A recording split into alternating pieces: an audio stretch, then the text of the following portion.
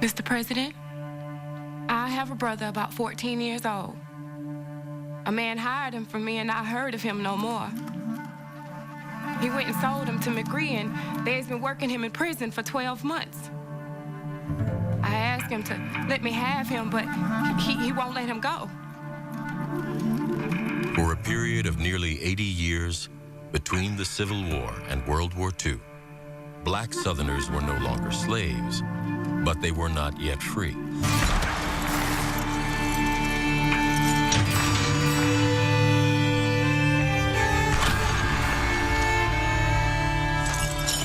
In one of the most shameful and little-known chapters of American history, generations of black Southerners were forced to labor against their will.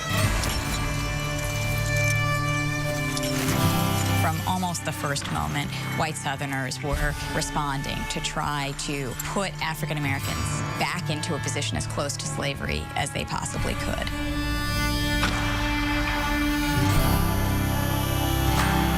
The Old South and what was quickly becoming the New South could not proceed without the work of African Americans. But if you had something for free in the past, you don't necessarily want to pay for it now.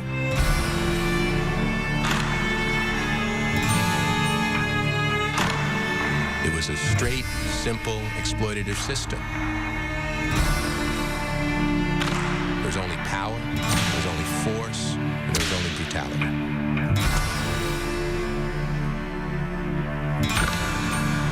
What happened in that period of time was so much more terrible than anything most Americans recognize or understand today. The depth of poverty, the inability of African Americans to access any of the mechanisms of wealth achievement and growth, they're all rooted in this terroristic kind of regime that existed in so many places. Their ability to have what we call the American dream. That is what has been stolen from black folks all through the South. And that legacy has to be understood so that people will be able to speak to it and give our ancestors voice.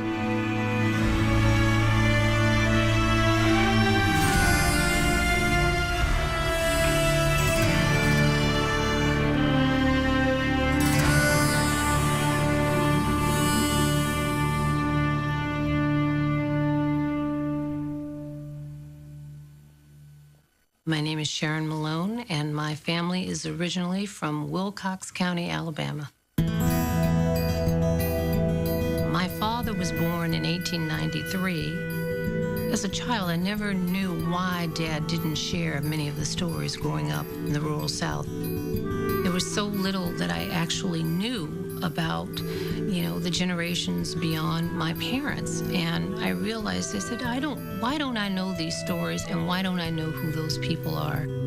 African Americans are innately wired to want to know who we are. It's almost like being an adopted child.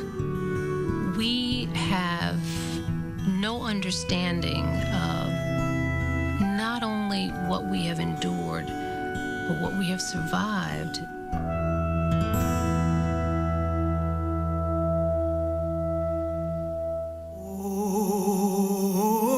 Freedom, oh, freedom. Freedom must have felt glorious to those who'd never known it. With the end of the Civil War and the passage of the 13th Amendment, 4 million former slaves could embark on new lives with no one in charge but themselves. And go home to my Lord and be free. And what they desired more than anything was independence. They wanted independence from white owners. They wanted their own churches. They wanted their own schools. They wanted freedom to move.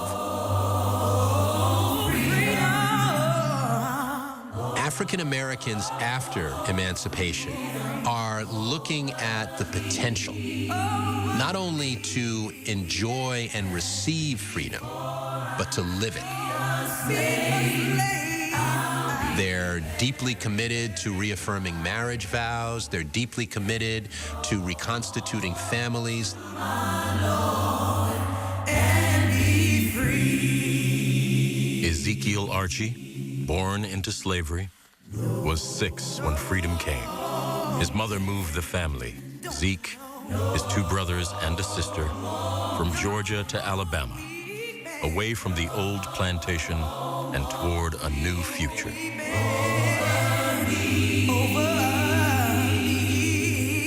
African Americans were willing to work very hard and exploit themselves in the same way that immigrants who have come to this country have exploited themselves and their families with long work days. They were willing to do that, but they wanted to own their own land. They wanted to control those hours. They wanted to be the ones to decide. John Davis was born a dozen years after the war. He grew up in freedom, working hard on an Alabama farm rented by his parents. There was a tremendous motivation and desire to integrate into American life.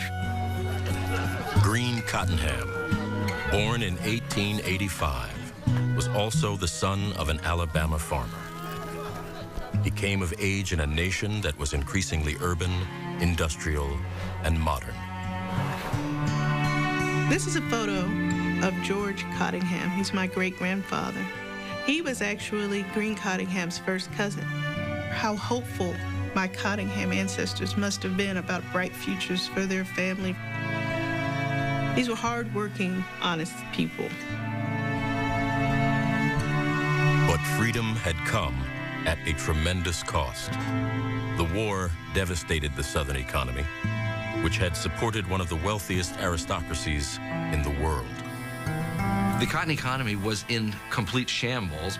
The fields had been burned, the cotton gins had been destroyed, equipment that was necessary for the production of cotton didn't exist anymore, but also the primary engine of the economy, of the cotton economy, that being the labor of slaves, was lost.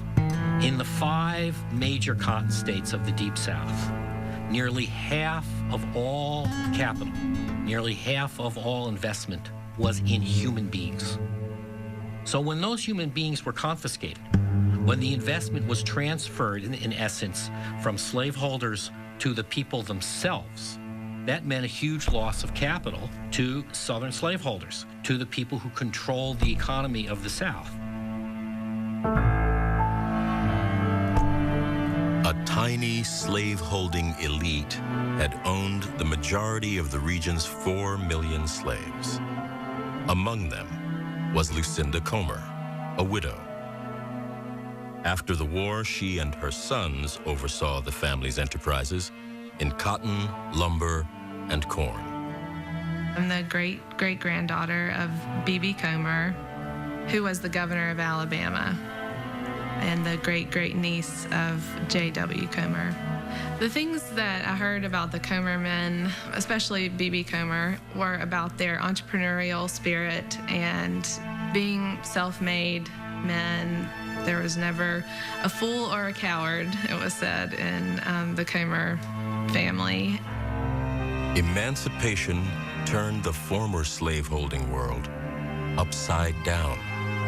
The simple reality of people that they had once owned now were entitled to the same fruits of their labor, the same ability to look a white person in the eye, a man or a woman, and to demand equal respect, to be called by one's first and last names, challenged everything to the bitter core of white people's souls.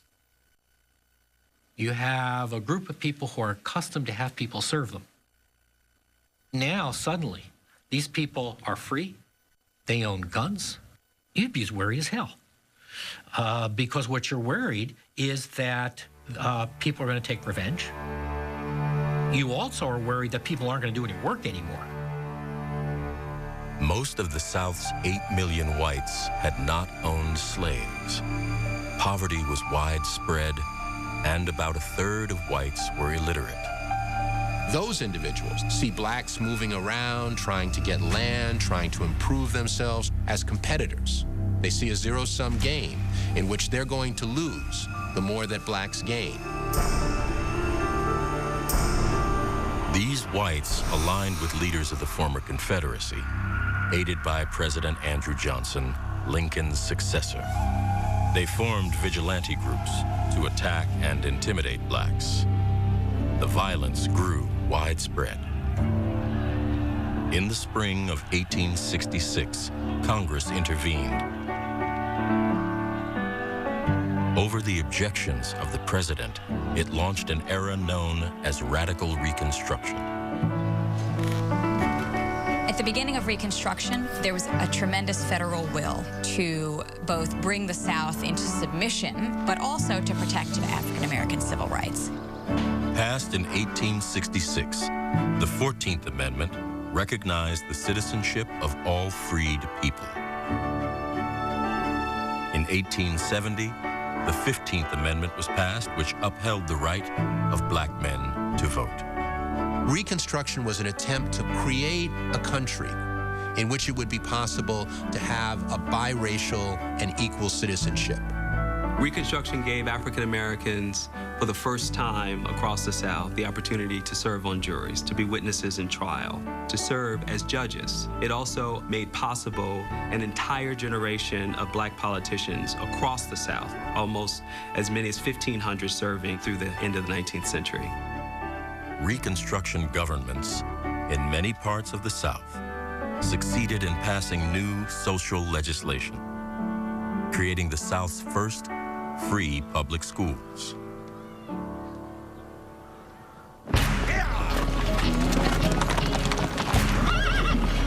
But white resistance to biracial government in the South intensified, and national political support began to wane. By 1874, voters had shifted the balance of power in Congress, allowing for the South's return to local control. There is no sustained federal presence in the South really after 1874. What they come away with is that a sense that this is a really violent situation and that there's not much we can do about it. And there's not much perhaps we even should do about it. African Americans seeking freedom could count on less and less help from the federal government, less and less help from sympathetic Northerners, and they could count on more and more and more animosity and attack from Southern whites.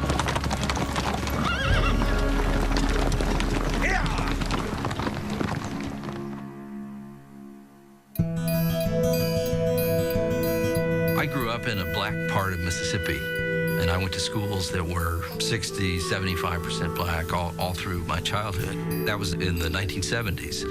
What I learned about the Emancipation Proclamation was the most simplistic version of it, that it brought an end to slavery. I also was taught, as most Americans were in some way, that the end of slavery unleashed this population of people who were ill-equipped for freedom. And that was all offered up in some respect as an explanation for the repressive things that were then done to African Americans, even the repressive things that I knew about. What I came to realize was that that fundamentally didn't happen.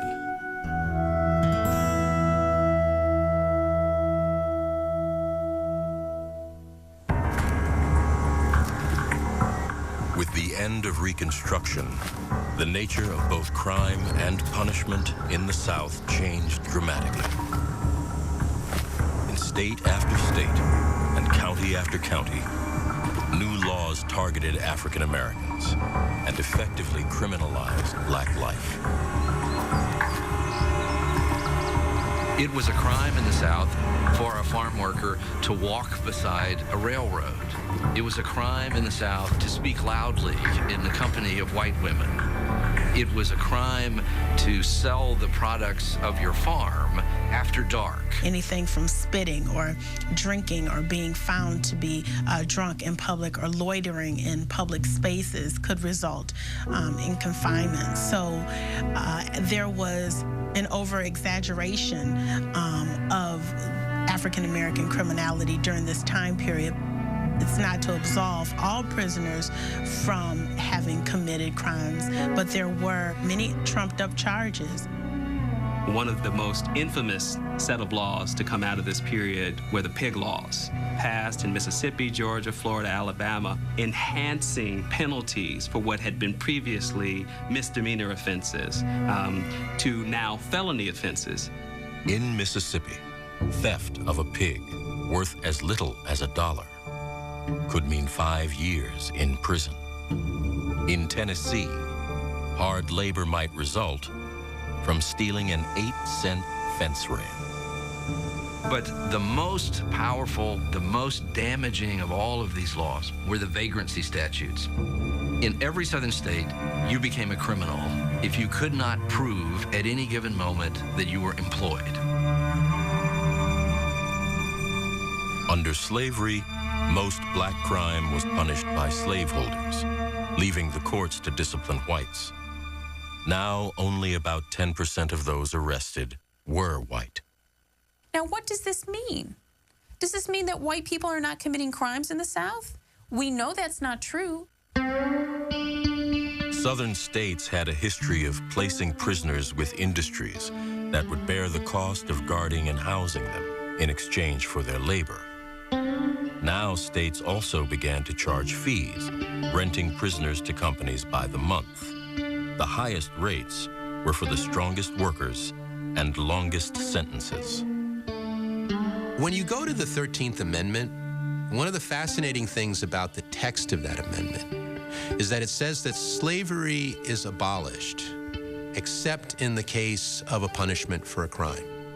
And within that wiggle room, what you see in it is that there's still the possibility of extending slavery, as it were, by another name.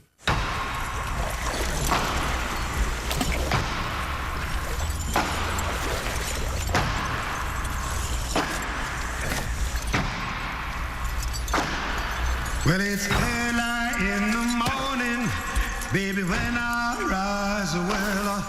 The system was known as convict leasing. When I rise, well, it's early in the morning.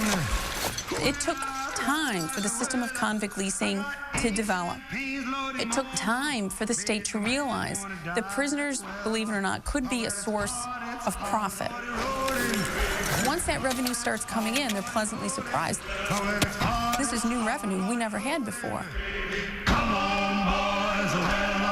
The state of Alabama earned $14,000 in its first year of convict leasing, 1874. By 1890, revenue was $164,000, roughly $4.1 million today.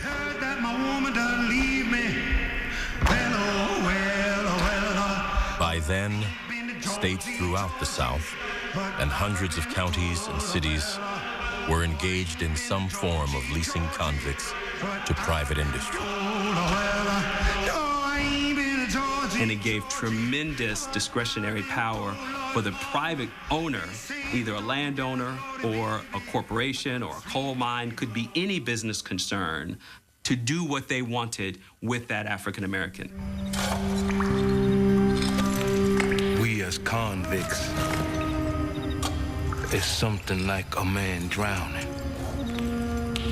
We have been convicted of felonies, and because of that, we have lost every friend on earth. In 1884, a series of remarkable letters was sent from the Pratt coal mines to Alabama's new inspector of prisons. Their author was Ezekiel Archie, now a 25-year-old convict. All these years of how we suffered, we have looked death in the face, worked hungry, thirsty, half-clothed, and sore. Archie was one of hundreds of convicts now being worked in a growing network of mines and factories around Alabama's new industrial center, Birmingham.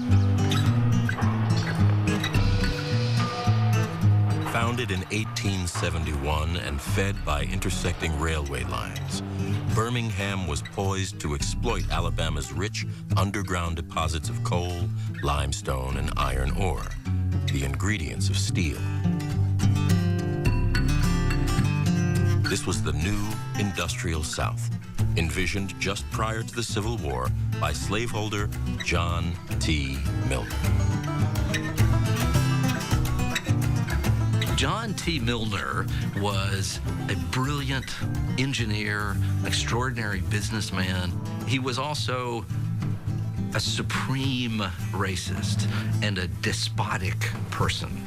Negro labor can be made exceedingly profitable in manufacturing iron and in rolling mills, provided there is an overseer, a Southern man who knows how to manage Negroes.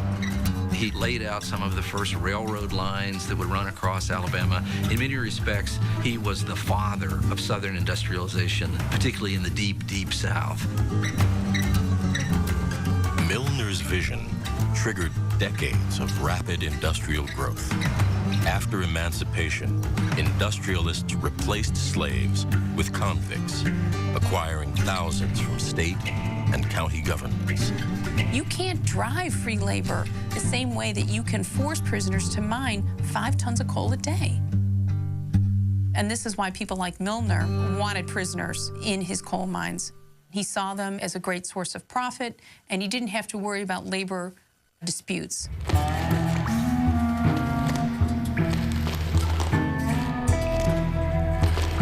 We would leave the cells around 3 o'clock a.m. and return at 8 o'clock p.m., going the distance of 3 miles through rain or snow. To describe the conditions in a coal mine at this time is to say that they're primitive is you can't even imagine it. This is a place where, for weeks or months at a time, men might never see daylight. The mine was often filled with standing water around their ankles and their feet. They had to drink from that water. Disease ran rampant through these mines. They were incredibly dangerous places to work, being subjected to violent explosions, poisonous gases that were released as coal fell from the walls. In addition to the falling coal itself, Whippings, keeping people chained up, brutal kinds of physical torture, and mental abuse are the norm. A lot of the things that kept people in control under slavery are amplified under this convict system. Zeke Archie was one of about 500 convicts at the Pratt Mines near Birmingham, nearly half the company's workforce. They were overseen by J.W. Comer, the former slaveholder, whose enterprises now included convict mining. That Comer's a hard man. I've seen him. I've seen him hit men 100 and 160 times with a 10-prong strap. Then say they was not whipped.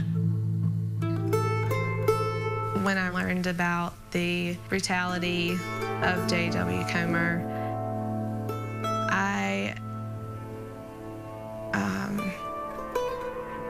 I just started weeping. And I actually didn't leave my house for 2 days because I was in such a state of grief and shock. The stories that I heard about all the Comer men when I was growing up were about self-made men. And so to learn about the ways that they weren't really self-made, but were making themselves on the backs and by the blood of other people, specifically the blacks in the convict leasing system, definitely shattered that image for me. He'd go off after an escaped man one day and dig his grave the same day. Exposés of the convict labor system described it as worse than slavery. Slaves had been a significant long-term investment. A convict could be rented for as little as $9 a month. It was never in the economic interest of a slave owner to kill his own slaves or to abuse them so terribly that they couldn't work anymore. So their economic value protected them in certain ways. After the Civil War, someone working these kinds of forced laborers would push them to the very limits of human endurance. We are the men who do the work. Look at the white men.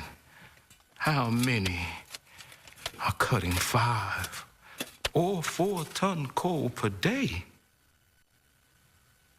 They are few. Convict leasing was a source of labor where you could realize the maximum return at a minimum social cost.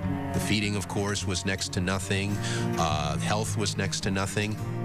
Convict miners cost as much as 50 to 80% less than free miners and could be worked 6 days a week. Their presence allowed companies to depress wages and resist unions. When one could obtain black labor at almost no cost, the profits for that form of business were enormous. In Florida, prisoners extracted gum and resin from tall pines and transformed it into turpentine. In Georgia, they hauled wet clay from riverbanks, molding it into the millions of bricks needed for new buildings and homes. From Texas to Louisiana, convicts forced their way through acres of virgin forest, harvesting timber and building railroads. In all, more than 15,000 prisoners worked in Southern industry in 1886. And that number was rising quickly. In many labor camps, as many as a third of male convicts were boys younger than 16.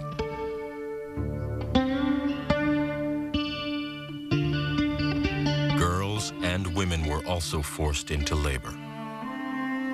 Over 90% of convict laborers in Georgia were African-American men. The next highest percentage would obviously be white men, but African-American women were also utilized in these various tasks in manual labor. Black women are working in brickyards, in turpentine camps, in mining camps, farms, in lumber yards. Convict leasing becomes a new form of economic development in the South and a ubiquitous form of punishment for Southerners as the criminal justice system expanded itself. And sweeps would take place all throughout the South, whether it was for a dice game, whether it was for an altercation, whether it was for being mouthy or uppity. The record of thousands upon thousands of people arrested in this way is everywhere in the South. In the fall, when it was time to pick cotton, huge numbers of black people are arrested in all of the cotton-growing counties. There are surges in arrests in counties in Alabama in the days before, coincidentally, a labor agent from the coal mines in Birmingham is coming to town that day to pick up whichever county convicts are there. Some charges were serious, but more than 2/3 of all state prisoners at the time of Zeke Archie's arrest, including Archie, were convicted under vague charges of burglary and larceny. County prisoners, too, were sent to the mines. For often trivial offenses, they faced the real possibility of death. In some Alabama prison camps, convicts died at a rate of 30 to 40% a year. And this system is one that I think in many ways needs to be understood as brutal in a social sense, but fiendishly rational in an economic sense. Because where else could one take a black worker and work them literally to death after slavery? And when that worker died, one simply had to go and get another convict.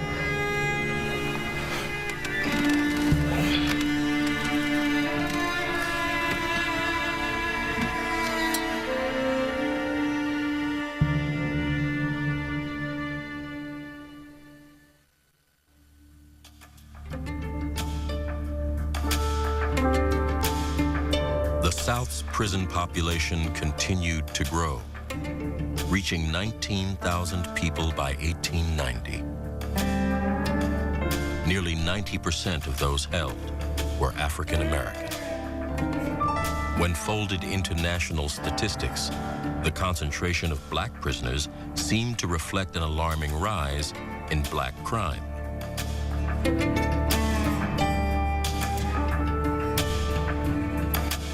So as early as 1890, African Americans are almost 3 times overrepresented in the prison population. The general population is 12%. The nation's prisons population of blacks is 30%. So there are many important implications and long-term consequences for this convict leasing system. Not only is it so oppressive, but when you have an overwhelmingly black prison population, it cements that relationship between criminality and race in people's minds to the degree that it's seen as something inherent. Southern editorialists, sociologists, politicians are all saying that the statistics prove that black people are a criminal race and that freedom had been a mistake. If you were to ask most Southerners, white Southerners, what they thought of African Americans in the 1850s, the 1860s, even into the 1870s, one profile would have been of people who are loyal, dutiful, trustworthy. Those same people in the 1880s and by the 1890s have been demonized. They no longer are trustworthy. They no longer have the capacity for citizenship. By the 1890s, white voters had reversed the civil rights gains made during Reconstruction. New state constitutions kept blacks out of voting booths and limited funding for black schools. Racial segregation was mandated by law. They do this because it's important to remind black people day after day after day, minute after minute, that they have a place in this society and that that place is subordinate. So what that means is that when a black person is walking down the street and a white person walks towards them, they step into the gutter. My name is Barbara Jean Belial. I was born in Birmingham in 1936. You had to stay in your place. Now, my daddy was the one who was daring. He used to be called that uppity nigger by white folks because he believed that we were just as good as anybody else. He's a smart man. He was one of the first black men in this area to register to vote. There were a lot of times truckloads of KKK folks would pass by the house. He had made white folks mad about something. He wouldn't let my mother work. She went to clean up a house one time, and he went over to pick her up, and she was cleaning out some of the cabinets down there on her knees, trying to clean out. He told her, "You're not going back. You cleaned up your own cabinets." I mean, that's the kind of man he was. But he's another story, though, and I'll have to talk about him at another time.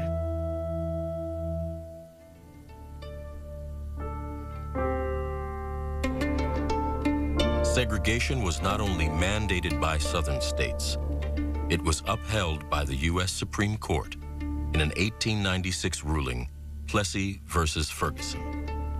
And after that, white Southerners, white legislatures never had any reservation about imposing the most severe, the most repressive restrictions on black life.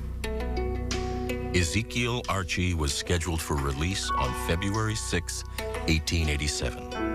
At the age of 28. But he was not free. A new indictment for reasons unknown was pending. This letter is not all I could write, but my condition will not permit. Fate seems to curse the convict. Death seems to summon us hence.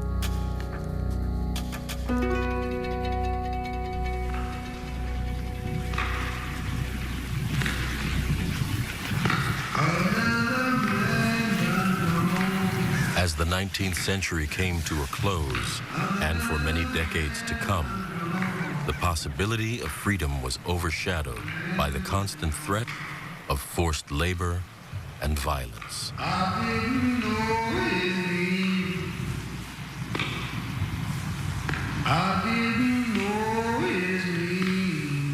Decades after the Civil War, the nation was reunited, but the place of black Americans within it seemed more uncertain than ever.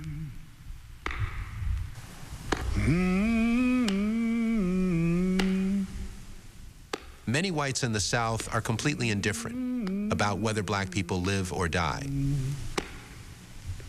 They want to see them in their place. They want to see them as an exploitable system of labor. They want to see them as an affirmation of their racial superiority. And if they don't fulfill that role, then to hell with them. Another man done gone, another man done gone from the county. I never will forget this. I'm 9 years old, going from West Palm Beach to Tampa, where my mom's from, to see my grandmama. And we had a brand new Oldsmobile, and a cop stopped her in Kissimmee, Florida. And the way he talked to my mom, he gave her a ticket for speeding, and she was not speeding. It was just because he could do it. You follow me? And the ticket cost a 1 month salary. And my mama had to restrain me because I wanted to get after this white boy like I could not believe at 9 years old. When you have to just kind of just tuck it in, like my mom would say, Bernard, you gotta just stop because we may not get out of here. And you can see the terror in her eyes. You follow me? Because we're in little old Kissimmee in the 50s.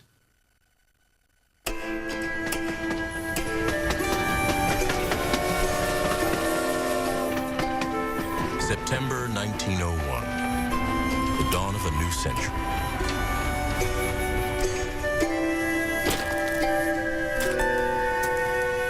John Davis, now 23, and renting his own Alabama farm, was on his way to Goodwater, about 18 miles away. His wife was ill, being cared for there by her parents. It was harvest time, and Davis would have been careful to avoid trouble, eager to return safely to his own small patch of cotton. But trouble found him in the form of Robert Franklin, a local merchant and a constable.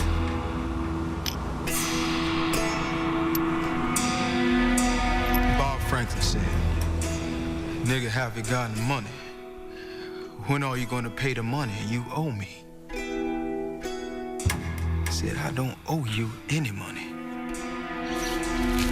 Convicts were not the only Southerners being forced into hard labor. Throughout the South, many thousands of African Americans were tied to white employers through various forms of debt. You get a person in debt, you continually keep them in debt, you never let them work it off, and you control their labor. Any kind of relationship where you use debt as the fulcrum to extract labor, that's illegal. You violated the peonage law. Peonage, or debt servitude, was outlawed by the federal government just after the Civil War. Peonage comes from the word peon, of Mexican peons. It's serfdom, it's peasantry. Ironically enough, the United States made peonage illegal only as a result of the acquisition of New Mexico. And the federal government didn't want to introduce Mexican peonage into the American legal system. And so in 1867, the Congress made peonage illegal. Nearly 40 years later, in 1903, a federal judge in Alabama raised an alarm about allegations of peonage in his jurisdiction. Witnesses have reported that a systematic scheme of depriving Negroes of their liberty in Alabama has been practiced for some time. Judge Thomas Good Jones was a former Confederate officer and two-time governor of Alabama. Viewed as something of a moderate, he'd been appointed to the federal court by U.S. President Theodore Roosevelt. Teddy Roosevelt becomes president in 1901 after the assassination of William McKinley. He viewed himself as an egalitarian person on the side of both business and the working man. He believed that exposure of the sins of society and exposure of the sins of commerce and industrialism would lead to their eradication. And he believed that for the factories of the North, and he believed that for the racial abuses of the South. president authorized a federal investigation into peonage in the Alabama counties of Shelby, Coosa, and Tallapoosa. Now, they thought that these were exceptional circumstances. They were out of the ordinary. And I think that the Roosevelt administration and the Roosevelt Justice Department thought that it could, score points is too easy a word, but that it could, by making a stand in this way, it could accomplish quite a lot and have a symbolic impact that was pretty large. Federal peonage inquiries were also underway in Georgia and Florida. In Alabama, witnesses were called to appear before the federal grand jury to determine if there was enough evidence to go to trial. Prosecuting the case was U.S. Attorney Warren S. Reese, born in Alabama just after the Civil War. Now, I have lived in this state my entire life for 37 years, and I have never comprehended until now the extent of this present method of slavery through this peonage system. Southern progressives were not free of the racism that Southern conservatives had, or Northern progressives were not free of that either. But they did think that there were some things that were just beyond the pale. And so when stories, horrific, sensationalized stories of African-American slavery came to light, they were precisely the kind of thing that we as a modern, civilized nation should not engage in. Among those testifying was John Davis, freed hastily as word of the investigation spread. Bob Franklin said, "When are you going to pay the money you owe me?" I said, "I don't owe you any money." Nearly 18 months had passed since he'd been stopped by Franklin, the local constable. His testimony echoed that of other victims. Like Davis, they were falsely accused and quickly convicted. They were sentenced and charged fines and court fees, which they couldn't pay.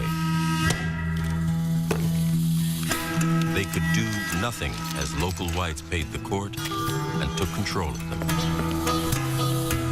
John Davis was bought from the court by Bob Franklin and then resold for profit.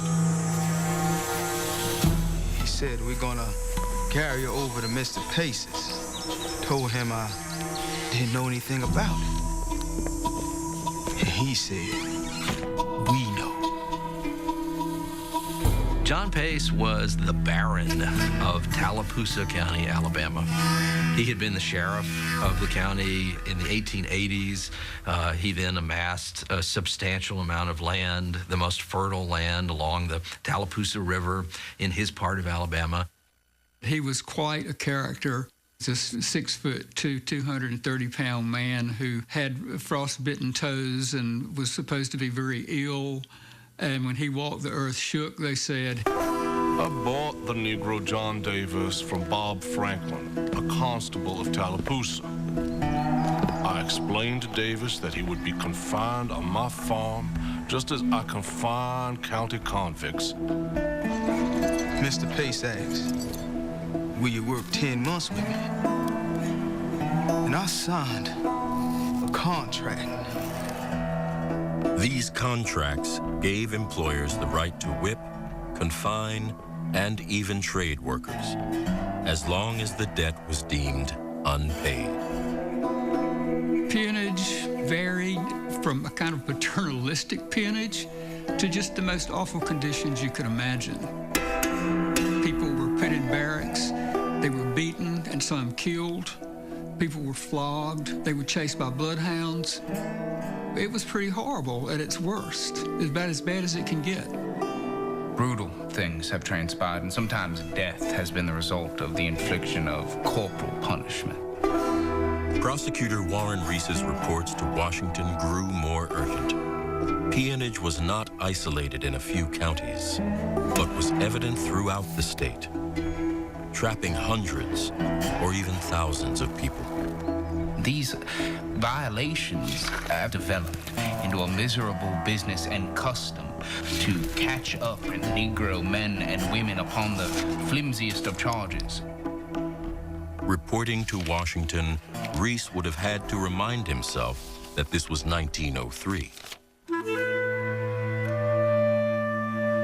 In Detroit, the Ford Motor Company had begun production of the Model A. On Wall Street, the new stock exchange building had just opened. In Kitty Hawk, the Wright brothers were preparing their first flight. Yet, in much of the South, African Americans were still being held in what Reese and the press called abject slavery. What the U.S. attorneys like Reese found was a totally corrupt legal system where you had the justices of the peace were corrupt in that the people who came before them may not be guilty, but they would find them guilty. John Pace, Fletcher Turner, and William and George Cosby, all of them wealthy farmers, were the ringleaders. All of them had their own justice of the peace. In the case of John Pace, he had a man named James Kennedy. Mr. J.W. Pace and I are brothers-in-law by marriage. I went to work for him on the 1st of June, 1891. And if they wanted a man convicted of any particular thing, then they simply had their own justice of the peace or the justice of the peace of one of the other families declare someone to be guilty. Note, in none of these cases that I have spoken about did I receive 1 cent of costs, nor was I paid in any other way by Mr. Pace or anybody else for trying these cases. And after I worked that 10 months, my time was out on the 10th day of July, 1902. I told him, my time is out this morning. And he said, go ahead to work. I said, no. I'm going home this morning. And he locked me up for 3 days. And after that, he said, if I don't go to work, he'll put me in the river down there.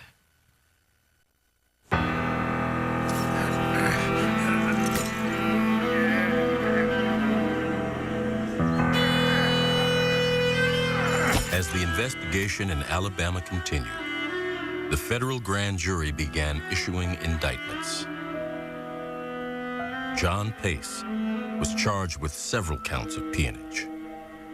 If convicted, he faced decades in prison. The next day, Pace's Justice of the Peace, James Kennedy, unexpectedly returned to court. James Kennedy came to be terrified that he would be convicted at trial once he had been indicted. He's the guy who fabricated all the documents. He's the one who declared all these people guilty, and so he feels a great sense of jeopardy. If anybody from the Cosby family wanted a Negro, they would send somebody before me and have an affidavit made. The Negro would be fined and made to sign a contract and sent out to the farm. This was never reported to the judge. Kennedy confirmed that at least 80 men and women had fallen victim to the conspiracy. Many other cases were suspected. As the grand jury continued to issue indictments, they asked Judge Jones to explain the federal law against peonage. Judge Jones comes back with a ruling which asserts that in essentially every case in which a landowner is holding a laborer to pay back a debt, that unless there has been a conviction of that person in an open court, in a sanctioned way by the government, it's peonage, it's debt slavery. They are guilty of a conspiracy to deprive that person of the free exercise or enjoyment of a right or privilege secured to him by the Constitution of the United States. And the ruling from Judge Jones unleashes this firestorm of fear and panic, not just in Alabama, but all across the South. 40 years after the Civil War, the United States had emerged as a global economic leader, due in part to Southern industry and agriculture. Employers throughout the South relied on debt to coerce labor.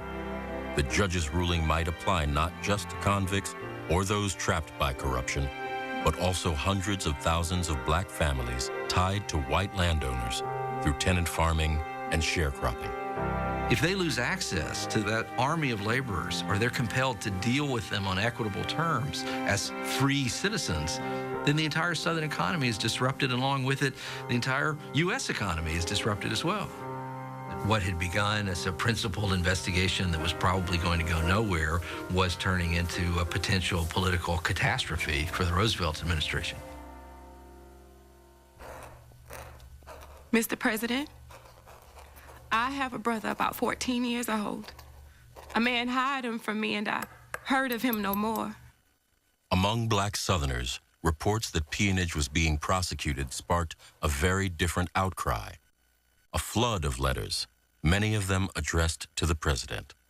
At the National Archives today, there's more than 30,000 pages of this kind of material that document the arrest, the subjugation, the punishment, the mistreatment, the profit that was made off of the forced labor of armies and armies of people. He has done nothing wrong for them to keep him in chains.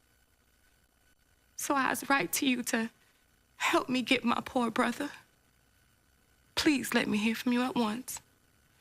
Carrie Kinsey. My name is Bernard William Kinsey. Carrie Kinsey is a cousin. When I held this letter, and it hadn't, I mean, here you're holding Carrie's legacy. When you begin to connect with your family, you can put yourself back into 1900 and how difficult it was for anybody to push up against the system. Dear sir, I have a little girl that has been kidnapped from While me. in one of the southern states some time ago, my attention was called to a condition of affairs in existence there so appalling in its vice and cruelty. And they just beat swords on me every day.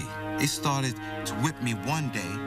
These letters are incredibly poignant. A lot of them, even though they're not written in the language of rights, do refer to the 13th Amendment. They are aware that they have a right not to be enslaved, and they're calling upon the government to protect them from slavery that they thought was supposed to be over. And there was a tremendous hope.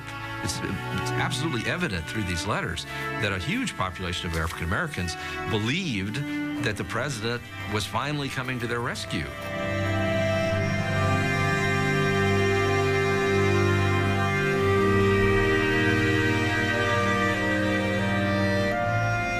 But the Alabama peonage trials in the summer of 1903 were over almost as soon as they began.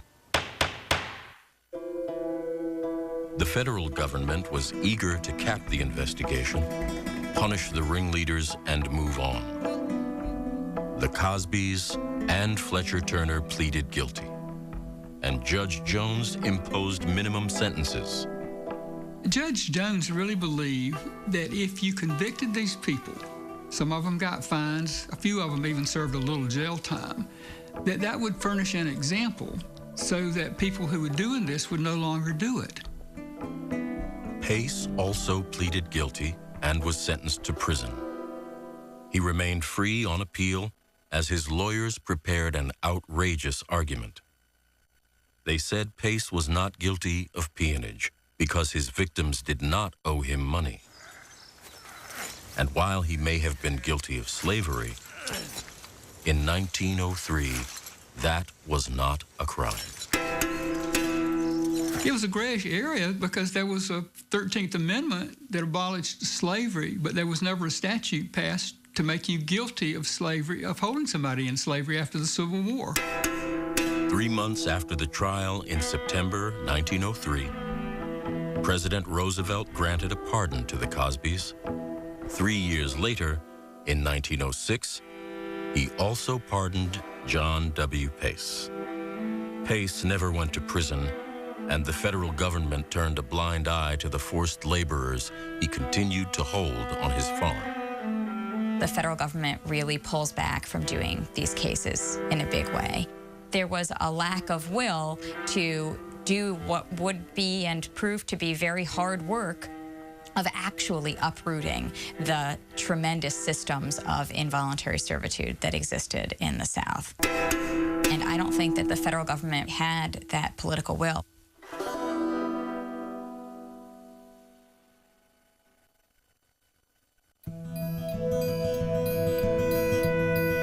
My uncle was named Henry Malone.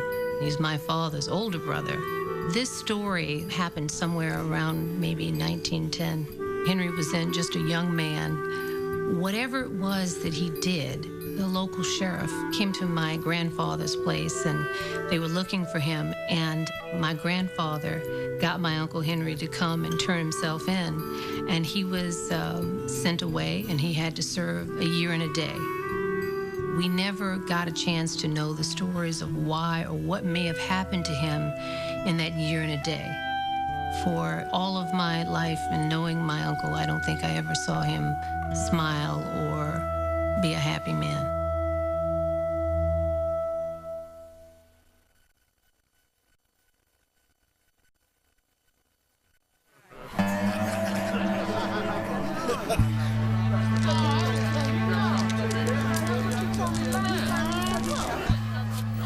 In 1908, 2 years after the pardon of John Pace, another young man would be trapped in the shadow of slavery. 22-year-old Green Cottonham. The world he entered as a man, just as the 20th century was beginning, was completely different, in which already every southern state had passed rafts of laws designed to circumscribe the lives of African Americans, to limit their ability to work freely, to move freely, to make it almost impossible for them to live in true independence of the powerful whites wherever it was that they lived.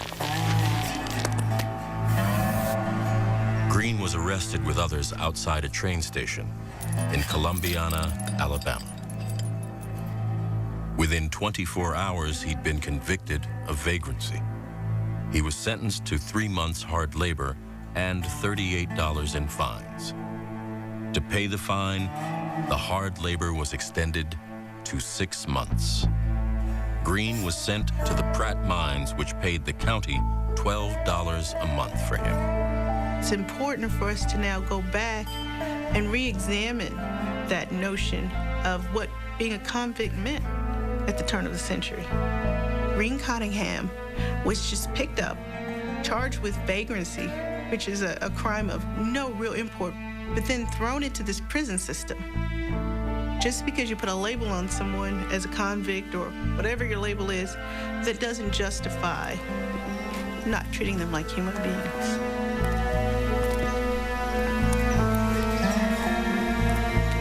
I'm the daughter of Betty Cottingham, the oldest daughter of George Cottingham.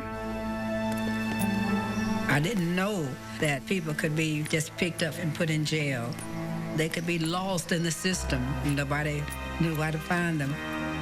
They could be buried in some grave somewhere and families still looking for them. Don't know where they are. I didn't know that the sheriff department could sell free black people to corporations, steel plants, and coal mines. It wasn't in the history books. We didn't know. 30 years had passed. But except for the electric lights, Ezekiel Archie would have easily recognized the conditions Green Cottingham now faced. Above ground, though, Birmingham was becoming the region's largest industrial center. The mine that leased Green's labor was now owned by the northern-based U.S. Steel, the largest corporation in the world.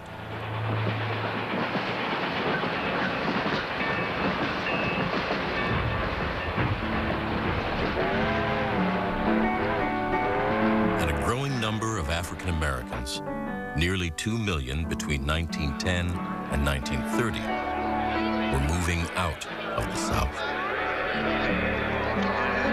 There were plenty of reasons for black people to get the hell out of the South. Having to put up with the threat of lynching, with being grabbed off the street and put in jail and made to work, and every time you walked down the street, you had to be on your P's and Q's so you wouldn't offend anybody. The North was erecting its own barriers to black achievement. President Woodrow Wilson, elected in 1912, mandated Southern-style segregation throughout the federal government. There's a kind of gentleman's agreement that's emerging during the Wilson administration that the federal government is not only going to look away at the practices of the South, but it's going to adopt those practices in relation to the ways in which it organizes its own affairs. Nearly 400,000 African Americans fought for democracy in World War I. They returned to unprecedented racial hostility. It just gives you chills to think that someone can go and fight for their country and come back and have to fight for their very life because of one thing, because they are African American. A new generation of civil rights organizations had emerged. Among them was the National Association for the Advancement of Colored People, founded in 1909 by a group of activists including W.E.B. Du Bois. We claim for ourselves every single right that belongs to a freeborn American, political, civil, and social, Du Bois wrote. And until we get these rights, we will never cease to protest and to assail the ears of America. This battle we wage is not for ourselves, but for all Americans. W.B. Du Bois is very clear that the ways in which Jim Crow laws, violence in the form of lynching, disenfranchisement, and overall discrediting, disrespect of black people's basic humanity is something that has to be seen as a force that holds black people down. This paradigm, the NAACP's, was there can be no negotiation for civil liberties. They must exist totally, fully, and immediately. More than a new narrative and a new voice, it also fielded a degree of litigious activism. They are saying that there needs to be anti-lynching law. They are saying that there needs to be reform of the justice system. They are saying that labor laws and labor arrangements need to be reformed within the South. And they're becoming increasingly effective in terms of doing that. By 1908, the year Green Cottenham was arrested, the South's use of prison labor was changing. County governments continued to profit from renting convicts to private industry. But growing numbers of states, in what was billed as reform, began to use prisoners on state-run enterprises. Chained together, prisoners on road crews became an icon of the modernizing South. Perversely, one of the biggest motivating factors behind the creation of the chain gangs were that Southerners all across the region were frustrated that the roads of the South were the most terrible imaginable roads in America. The economy couldn't grow effectively. Crops were lost in the fields simply because the roads were so terrible. The conditions for chain gang prisoners were equally horrific as they were for convict-released prisoners. They were subject to the same modes of brutality, the same beatings, the same standards of meager health care, meager forms of shelter, clothing, food.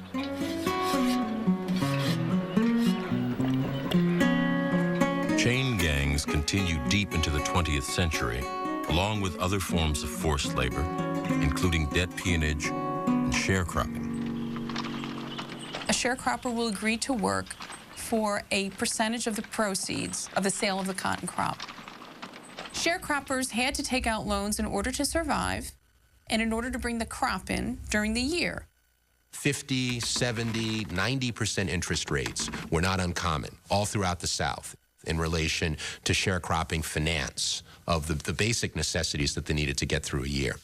So that system is going to put African Americans in a position where upward mobility is essentially impossible for most of them. Sharecropping also engulfed growing numbers of whites, including immigrants. But without legal or political rights, black sharecroppers were especially vulnerable.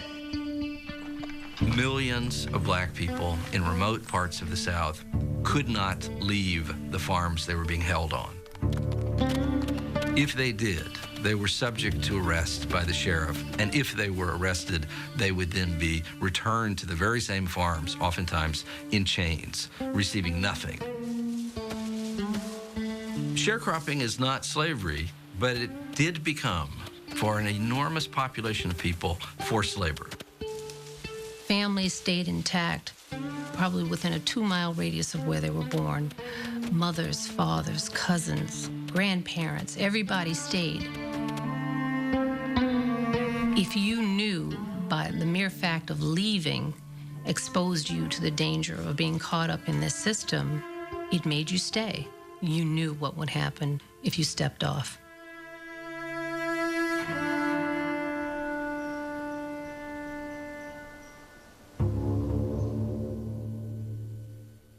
I grew up in Monticello, Georgia, which is a small town about 90 miles south of Atlanta.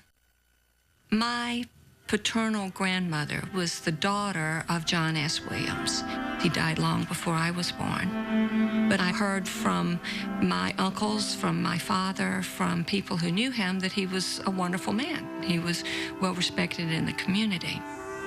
In 1921, almost 18 years after the peonage trials, federal investigators visited the Williams farm to follow up on reports that he was holding peons. There's a group of black men out in the field. The men are obviously terrified, unwilling to say almost anything. They're emaciated. They clearly have been terribly abused. John Williams suddenly appears. He pleads that he didn't know this was against the law, that he'll do better. His intentions were good, very apologetic to these federal officials, and they leave. And he doesn't know what they're going to do. He knows they found evidence that he was holding these people in slavery. He talks to his foreman, Clyde Manning, and says, as the court transcript said, we've got to do away with these boys. The family story was that he had worked prisoners on his farm, that they were hardened criminals and they had been put in the penitentiary for a long time. And one night, a lot of the prisoners tried to escape. And he, along with other farmers who were working these men, tracked them down and in the process of recapturing them, killed some of them. Then sometime later, the story came to light for me. It was, of course, totally different from the story that I had heard. Williams and Manning, the black foreman, systematically hunted and murdered 11 black workers. Some were bludgeoned. Others were weighted down with chains and forced into a nearby river. Another was made to dig his own grave. They did it in the most horrific ways that you can imagine that I really can't talk about. I just get so emotional when I think about not just the fact that these men were murdered, but the cruelty with which it was carried out. That's what's hardest for me to imagine and hardest to accept. And it came to light only because the little boy was fishing down by the creek where they'd thrown some of the bodies, and one of the bodies came up. In the spring of 1921, Williams and Manning each faced an all-white jury in a Georgia state court. Both were found guilty and given life sentences. Within a decade, both had died in prison. Williams was the first Southern white man since 1877 to be indicted for the first-degree murder of an African American. It would not happen again until 1966. The following year, an expose of peonage in Florida inflamed readers because the victim 22-year-old Martin Tabert was white. A traveler from North Dakota, Tabert was picked up in a sweep in rural Florida, charged with vagrancy, and sold to a lumber company. He died soon after at the hands of a brutal overseer. First, he whipped him on his bare back 30 or 40 times. Tabert then kept lying there, so the boss continued to whip him another 30 or 40 times with a heavy leather lash. Tabor crawled to his feet, and the guard began pursuing him through the camp, whipping him as they ran. Finally, after almost 150 lashes, Tabert made it back to the cot that he had in a simple cabin somewhere, collapsed into his bed, and never stood up again.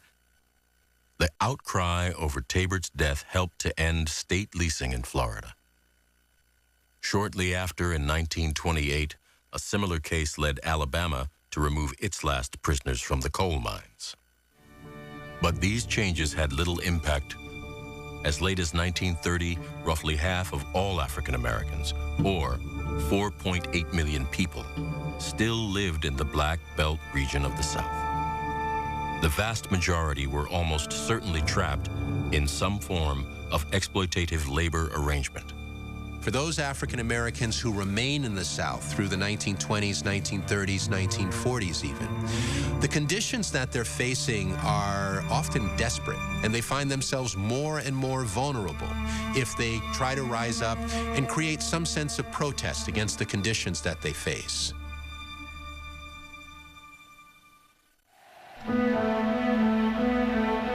In the fall of 1932, the United States underwent a profound political change, marked by the election of a new president, Franklin Delano Roosevelt, a distant cousin of Theodore. Much as Teddy Roosevelt was seen as something of an advocate for African Americans, Franklin Delano Roosevelt was 100 times that. African Americans are becoming an ever increasingly important part of the Democratic political coalition. More African Americans are moving north, they're joining unions, they're joining the NAACP in unprecedented numbers. African Americans who are involved in unions, members of churches, and African Americans who are publishing newspapers and magazines are all finding ways to bring their influence to bear on the federal government and saying, do your job. We're talking about constitutional rights here. We're talking about citizens who are being abused here. Do your job or don't expect our support. In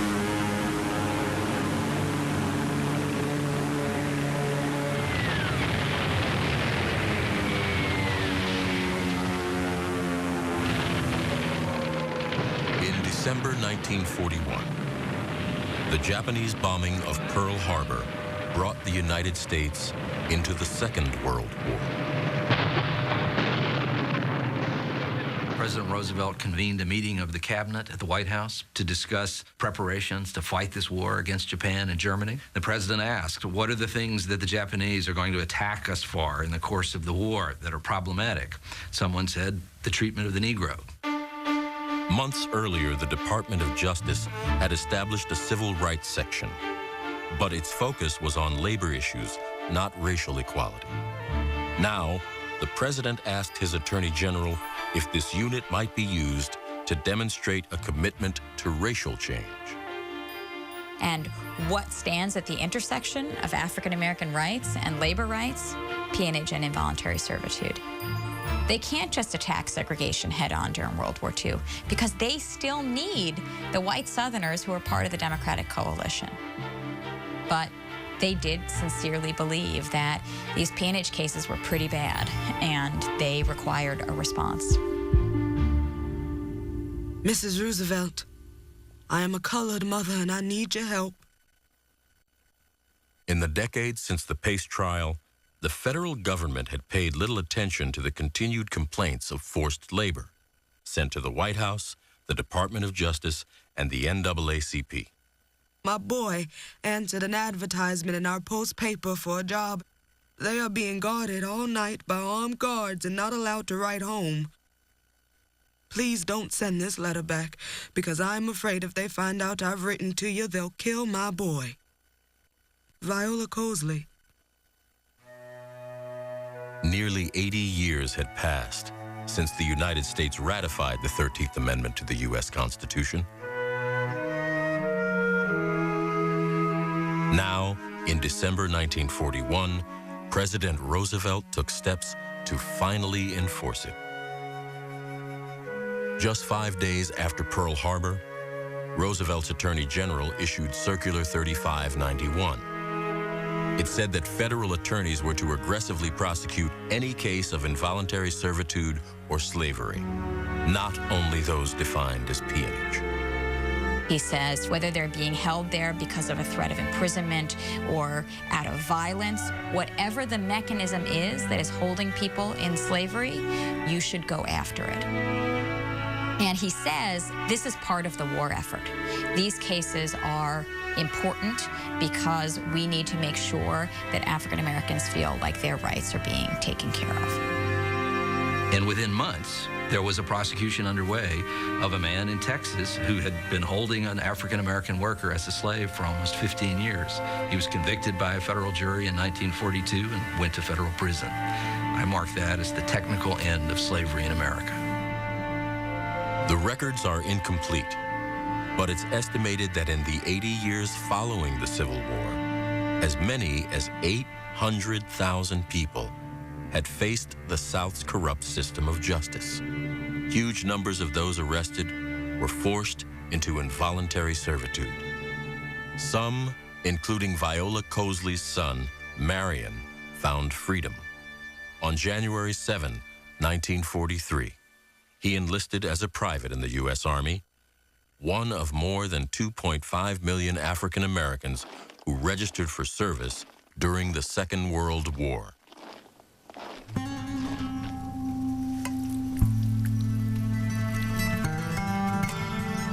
Green Cottenham, arrested in 1908, might have served in the First World War, but by the Second World War, he would have been in his 50s. But Green never made it out of the Birmingham prison mines.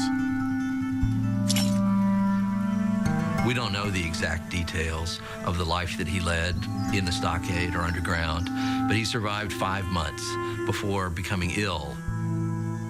He went to see the doctor on August the 2nd, 1908. He never went back to the mine. 13 days later, Green Cottenham died. He is among more than 9,000 prisoners known to have died while leased to industry by southern states and counties. We want to think of some of these atrocities as things that happened occasionally, but you can imagine the turmoil if at any time your child could be picked up, never to be seen again.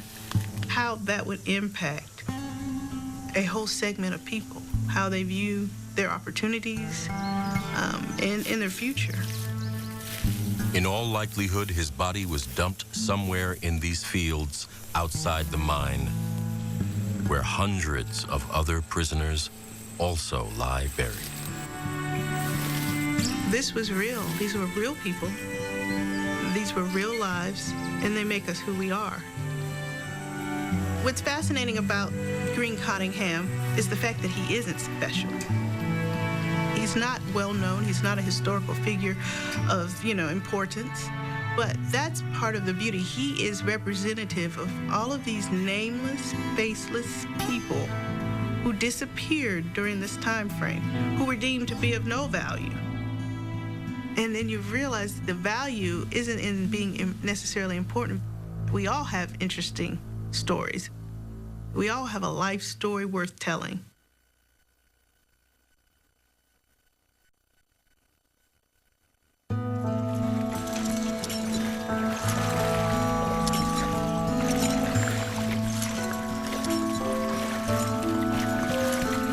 At the end of the Civil War, there were 4 million freed slaves who lived in absolute poverty, uneducated, little access to opportunity.